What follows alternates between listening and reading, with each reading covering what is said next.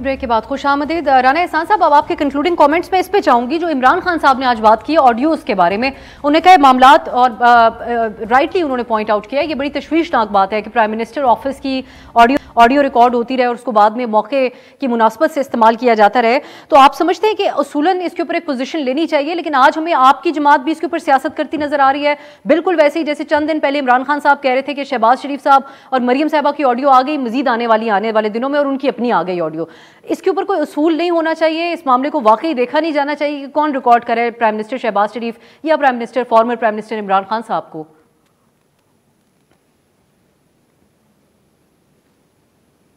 राना एहसान साहब जी, I am sorry, सवाल रिपीट करेंगी जरा? जी, मैं ऑडियोज के बारे में जानना चाह रही हूँ, क्योंकि आज हमें नजर आता है कि आप खान साहब की जो ऑडियोज आती हैं। राना साहब, आपको आवाज आ रही है मेरी? जी जी आ रही है, बिल्कुल, प्लीज। जी, अच्छा, तो ये ऑडियो, तो आप लोगों को इसके ऊपर कोई असूली पोजीशन नहीं लेनी चाहिए? आज मरियम साहबा रिबटल दे रही हैं खान साहब को, बजाय इसके कि वो उनसे इत्तेफाक कर लेती कि वाकई मामला अदालत जाना चाहिए। ये ऑडियोज कहाँ से लीक होती है या कहाँ से ये कॉम्प्रोमाइज हो जाती हैं जहाँ पे रिकॉर्ड हो रही होती हैं? देखिए, मैं समझता हूँ हुकूमत ने एक हाई लेवल जो है वो इंक्वायरी कमीशन बैठा दिया है, जिसके अंदर जो हसास अदारे हैं उनके नुमाइंदगान भी बैठे हुए हैं और वो किसी पार्टी से बिलोंग नहीं करते। तो हुकूमत ने तो इस पर ऑलरेडी एक्शन ले लिया है और मैं समझता हूँ कि जब तक अब वो उस पर जो है वो इंक्वायरी शुरू हो गई है और जल्द उसकी जो रिपोर्ट है वो अवाम के सामने आ जाएगी। यही तरीकाकार होता है इसकी इंक्वायरी कराने का। हर चीज़ के अंदर आप कोर्ट्स और जुडिशरी को आप अंदर नहीं लेके आते। इसके अंदर जो इंटेलिजेंस एजेंसीज के नुमाइंदे हैं वो बैठे हुए हैं और वो किसी पार्टी के मेंबर नहीं है।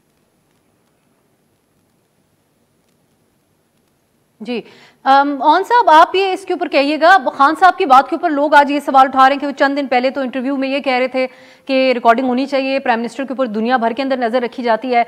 अब आगे एक जवाब पीटीआई की तरफ से जरूर ये पेश किया जाएगा कि उन्होंने ये तो नहीं कहा कि लीक हो जाए, लेकिन इन द फर्स्ट प्लेस अगर कोई प्रिंसिपल और उसूल होता तो फिर आज वो ये बात करते कि लीक क्यों हो गई, रिकॉर्ड ही नहीं होनी चाहिए। ये क्यों नहीं था खान साहब का मौकिफ? नहीं, ये मौक़िफ़ तो पहले दिन से हमारा था कि इस तरह की लीक्स जो है ना बहुत बड़ा सिक्योरिटी रिस्क है। आई मीन ये देखें, ये तो जो गपशप आ रही है इस वक्त बातें, वो तो नॉर्मल है। मे बी कोई ऐसी बात हुई हो जो कि नेशनल सिक्योरिटी इश्यूज़ को कंसर्न करती हो और पाकिस्तान की सिक्योरिटी जो खतरात हैं उससे कनेक्ट कर रही हो, तो पाकिस्तान के लिए बहुत ज़्यादा डेंजरस हो सकता है।